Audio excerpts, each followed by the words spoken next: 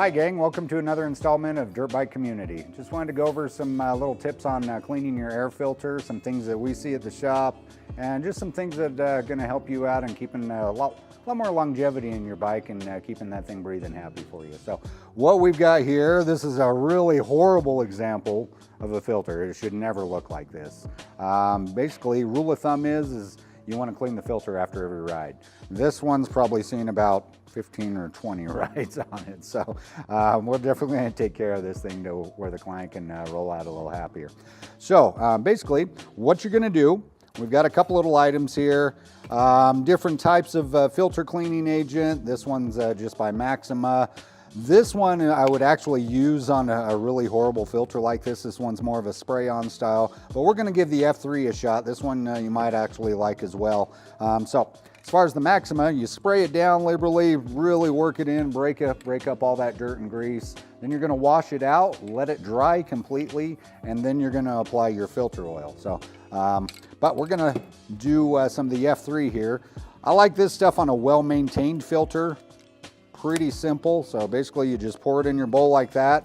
Ideally, if you're going to use this stuff at home, keep it in a sealable bowl so it's not going to evaporate for you. And that way you can usually get about 6 to 8 cleanings out of a well-maintained filter. This stuff you can pretty much hit on anything, doesn't really matter. So once that's all in there, and I'm not really promoting any certain brand of product, I'm just rolling with what works well for us. So once you've got that poured in there, filter's completely dry, you've removed the cage out already, and all you're going to do is just soak it in there.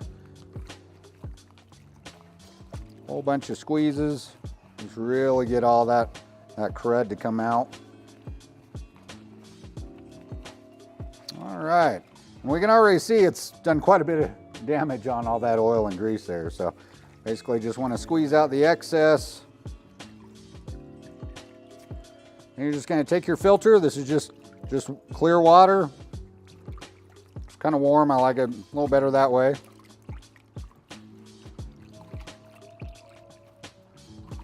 Just flush it out. And voila, just like so. Now, normally you want to wait for this to dry. So we've got a fan over there just to speed up our process. We'll park it on top of the fan, let it dry out. Then after it's dry, basically you're going to take your filter oil. I like this stuff because it actually sprays on versus actually having to dump it on and really knead it in there. But basically the process is the same. I usually do one light coat on this, massage all that in. It's kind of weird because with it being an aerosol style, it kind of freezes your filter foam a little bit, so you have to kind of really work it in there. After you've got that first coat in, put one more light coat on, massage that in, and then that's pretty much good to go there. Some owners like to put a little layer of grease here just to get a little extra sealant on there. There's nothing wrong with that at all. Depends on the environment you're rolling in. If you're riding in really dusty, moon dusty stuff, yeah, I definitely recommend that. If you're riding up in some green fern gully stuff, probably don't have to sweat it too much, okay? But you can obviously see how much dirt it's pulled out of that filter. So this one's looking pretty good. It'll be good for another round. So I'm just gonna pop these gloves off. And we're gonna take a look at this filter here. It's the exact same style filter. This is actually our brand new 2023 Husqvarna Heritage Edition 350. So awesome bike, something you might be looking at. I really love the colors on this. So we do have these available at the shop as well if you're curious on taking a look at these. To access the filter, basically you're just gonna reach in the pull tab. On this one, it's got a couple little push darts right here in the panel. You can actually kind of see where they're at in the plastic work. Give it a little tug, one more tug, and then that just shoos out just like so. This one's already a maintained filter.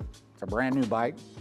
So you can already see this one's got filter oil impregnated into it. So when you do service that filter, you just want to pull the cage out and pop your little tabs out. Then after you've serviced it and it's all ready to oil, basically you're just going to follow the reverse process. Take your little tines, get them started in your little push tabs. Just going to take that and wrap it around the casing of the cage. And you will get a little oily from this, just from the filter oil. Just make sure you're Filter is pulled over the eyelets just like so. And there again, if you prefer to put some grease around this edge, right in this pocket right here, nothing wrong with that at all. Some riders prefer doing that, some don't. Just depends on what you like to clean up or what kind of environment you're rolling in. So once you're all done there, basically just gonna slip the filter in there. One thing to be concerned about is when you are putting your filter in here, some filters have a little bit of an edge that hangs out from the filter. Make sure that's getting placed properly inside your air box. If it's dislodged, you're always going to be sucking dirt through there, and that's not really going to be effective. So we'll just tuck that up in there. This one is a little nicer style, I should say, because it doesn't have those edges to deal with.